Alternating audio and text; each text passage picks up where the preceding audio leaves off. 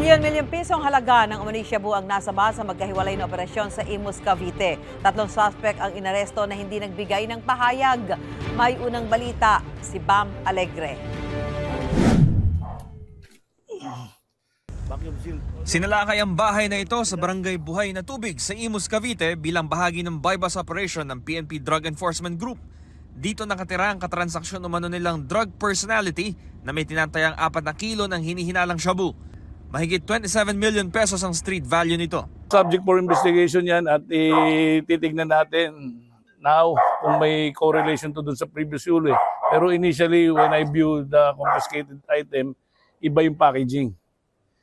At ang operation nito dito sa nearby cities din. Kasama sa mga nakuhang drug paraphernalia ang iba't ibang packaging na ginagamit para ikubli ang droga, pati ang marked money.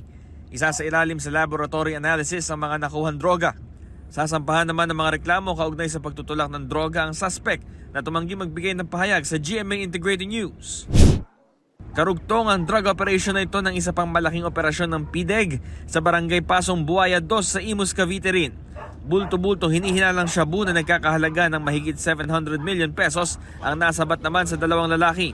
Pagkain para sa isda ang nakalagay sa mga paketeng ito na nakasilid sa 4 na sako. Pero pag binuklat ang loob ng bawat isang plastic, tatambad ang mga umano'y shabu. 110 kilo lahat ang nakuhang droga. Walang pahayag ang 2 suspect na sasampahan ng reklamong paglabag sa Comprehensive Dangerous Drugs Act. 1 year na sila nag-stay dito. May inimbestigahan pa tayo na may mas malaki pa behind them kasi trusted sila ng allegedly supplier nila. Parang second layer sila of the supply chain ng illegal drugs dito sa ating country. Ito ang unang balita sa Imus, Cavite, Bam Alegre para sa GMA Integrated News. Mga kapuso, para una ka sa mga balita, mag-subscribe sa GMA Integrated News sa YouTube. Sa mga kapuso abroad, subaybayan niyo po kami sa GMA Pinoy TV at sa www.gmanews.tv.